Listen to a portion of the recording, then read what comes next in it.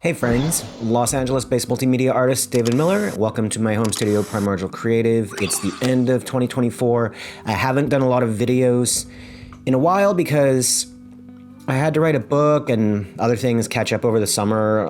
Been doing a lot of music projects, animation projects, not so much photography as I used to do, but that's okay because the things that I am working on are really exciting to me.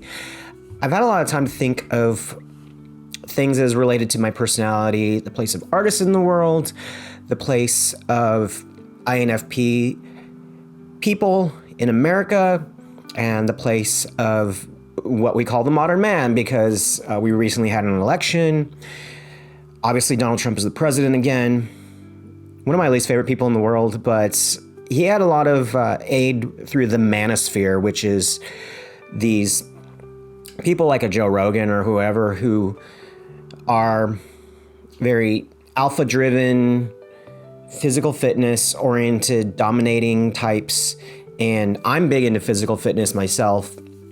I think that physical wellness, mental wellness, spiritual wellness all come together to make you a complete person, a growing person, a person who evolves over the years and doesn't just stay stagnant and robotic. But I'm also a very empathetic person, as most INFP creatives are. And I'm also kind of old. I'm almost 50. And I've been thinking a lot about this sort of like crushed idealism that I see in reactions to the election. And I thought a good topic for my INFP creative series is what happens to idealism as you get older? Why do people lose their idealism? What is it that makes them kind of like lose faith and get disappointed and all those kinds of things? Now, being past the halfway mark in my own life, I can look back and see there's tons of moments where I'm at my lowest lows and I'm at my highest highs. And a lot of that has to do with life circumstances, and a lot of it has to do with world circumstances where you're just sort of like either reinforced positively or you're reinforced negatively. I want to break down what happens, and I think that's useful. I think knowing ourselves and why we think or feel a certain way helps us keep control of our own energy and continue to be evolving into the best person that we're meant to be, rather than just this like empty husk of a shell that now has, 30, 40 more years of being an empty husk and shell to go. Number one, I think the reason why people lose their idealism and their empathy as they grow older is because they have not seen it pay off for them. It could be with relationships and friendships and jobs. You find you've put as much as you can into these things and you've been understanding. It could be a social problem, the environment. You've done everything you can to make the environment better and we still have the same problem.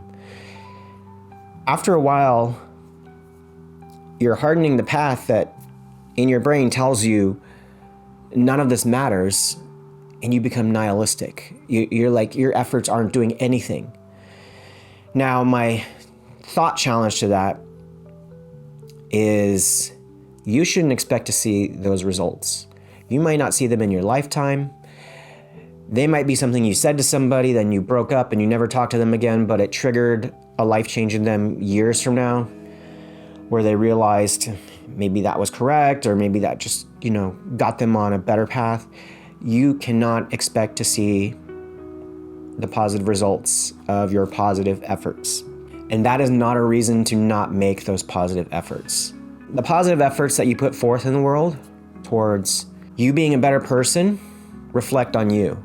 It makes you a better person to not litter. Even though you see everybody else around you littering, it makes you a better person to not cheat on your taxes. Well, go ahead and cheat on your taxes. You need the money anyway. Or make mistakes deliberately at work to indulge in revenge. And the reason why it makes you a better person is because those little things those inches you take towards nihilism eat at your soul. And ultimately, what good is nihilism anyways? It's a self-defeating philosophy. It isn't one that has any purpose. You don't get richer or find deeper love or be a better parent by being a nihilist. That's my challenge for allowing outside influences or the lack of apparent progress to eat at you. And honestly, I think most progress in life and on social matters, it's on this long historical scale that's beyond a regular human's lifetime. You don't see it.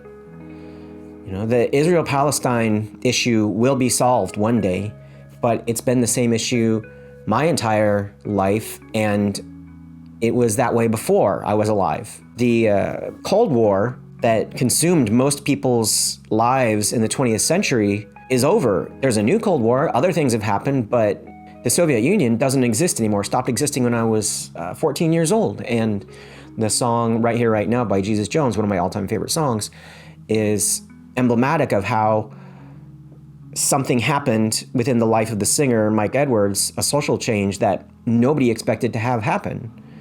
But it did. Faith in general is about things that you cannot see, but you believe in them anyways. And you strive towards those ideals. That's what it's all about. The second reason why I think people lose their idealism and their empathy is that it doesn't have a monetary value. And at least in American society, it's reinforced over and over and over that things have to have a monetary value to be worth the time and the effort. I would counter that argument with saying there absolutely is a market for idealism and empathy. There's a market for green technology, for sure, but entrenched forces that don't want the change because they're entrenched make up propaganda that says there isn't a market for these idealistic goals. This is where it's going to get a little muddy. There's a wealthiest man in the world known as Elon Musk who is not a good person based on his societal views and what he likes as a power structure. To give him some slight credit, he has done a lot to advance green technology through vehicles, through exploration of space. It's very hard to take that away from the man, much like Henry Ford, a very similar figure in American history. Awful in some respects, did some things that pushed culture forward. A lot of figures in American history are like that, unfortunately. One can make the argument that Donald Trump does more to invigorate and energize progressive forces than anybody else, particularly on the left, ever has. So good for Donald Trump. Your idealistic art and craft, your songs, your mantras, your personality that you're putting out in the world do have that sort of base gutter monetary value. It could be in the movies you make. It could be in the vlogs you make, create a health and wellness space. There's a huge market for that. It's not true that you have to be negative, crass, nihilistic to make a living in this world. You just got to challenge that because negative, crass forces are telling us they're the bigger money makers. And to be honest, that's their game. They're always going to play that game. They're not going to change. I say don't listen to them. The third thing why people lose their idealism, besides not seeing it pay off and being told it doesn't have value, is that maybe they didn't have it to begin with. To have idealism and empathy, it's not just a thing we say. It's a thing that requires action, right? You're called to action. You're called to service. You have a vision that you can define and say what you'd like to see. More often than not, I have met idealistic people who want to have hope, but they can't see it. They want to have vision, but they can't see it. They want to have these strong goals, but they can't verbalize what those are. And if you can't have faith in things that you cannot see with your own eyes, then you're not going to take steps on roads that lead you to those goals. You know, I don't know how many people I've been close friends with, in relationships with, who said they want something, they just don't know what it is. And so they continue reinforcing the path they're already on, which is to live essentially basic lives, having a 9-to-5 job. On their time off, they kick back, they drink, they're not working on some larger focused vision, and they don't have faith in that.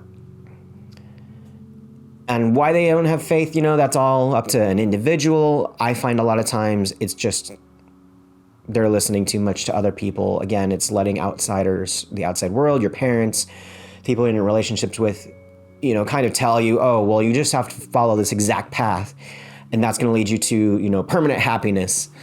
It's just not so. I mean, the reason why I have visions for my own life and work on those visions daily, whether or not it seems like it's paying off, whether or not it's making money, is because that's essentially who I am as a person. And I chose role models, some who are real, like Guillermo del Toro, David Lynch, John Lennon, Phil Oakes, so on and so forth, Bono, Steve Harvey, and some who are fictional, like Captain Picard or Captain America, Spider-Man, whoever, you know, these sort of like fictional characters. Frodo would be another, Luke Skywalker. They have visions of what they have to do, want the world to be like, want the universe to be like. They have core goals, they stick to them, and they're not rewarded generally. Although in fiction, you can write it where the characters actually achieve their goals. That's the great thing about fiction, is it gives examples of it happening. You know, all evidence of the world that I've chosen to see proves to me if you stick to your vision, it pays off. And it pays off because you're doing something that works towards your vision. Whether or not that goal is achieved, you're progressing. The lives you're touching, the things you're making progress, they get better. That in itself is achieving the goal, which so many people don't do. So many people don't do what they love doing, what they want to do. They complain about maybe their appearance and their bodies. They don't do anything to work on it. I've been a physical trainer for small periods in my life, as well as working in mental health and behavioral health. And people say they want something and flat out refuse to take the steps that will get them to their goal. You want to have a better physical appearance? You got to go to the gym. You know, you want to lose weight, diet and exercise, those two things. They'll continue to do the things, except the two proven things, diet and exercise. If you're an artist and you talk about all these lofty goals, I want to make a comic, I want to make a movie, I want to make a cartoon, do photo shoots that sort of reach a transcendent place, make music, and they refuse to do anything that gets them to the goal. It's frustrating when you're dealing with those people, but you don't have to be that person. Your idealism is probably what led you to this video in the first place, and what has gotten you as far as you have in life, maybe gotten you the relationships that you valued the most. You know, maybe your idealism was what led you to leave those relationships when you saw it wasn't achieving anything positive. Your idealism is what led you to good jobs. It's what led you to make decisions to move from your hometown to someplace better. You know, you envisioned a better life. You'll lose track of that over and over in your life. Doesn't matter who you are. Strongest person inside your heart, your soul, and your mind, things will knock you off track. You can absolutely get back on track because you're in control of this energy field, this space around you, your own mind. So anyways, I made this vlog. Hope it got you a little bit back on track, or at least consider, or maybe you got off track a little bit. If you're feeling that way, we all get off track. Doesn't matter who we are. You could be the strongest spiritual and mental and physical person, but everybody's got to rest. Everybody falls away. Everybody loses faith a little bit. All you got to do is get it back. And your idealism need not die as you get older. You gotta be realistic with yourself, what's happening, adapt, and remember that however low or bad you're feeling at any particular moment, giving up and giving in has no payoff. There's no benefit to you or anybody else in your life if you adopt this permanent nihilism. Best of luck to you in your own creative endeavors. Talk to you next time.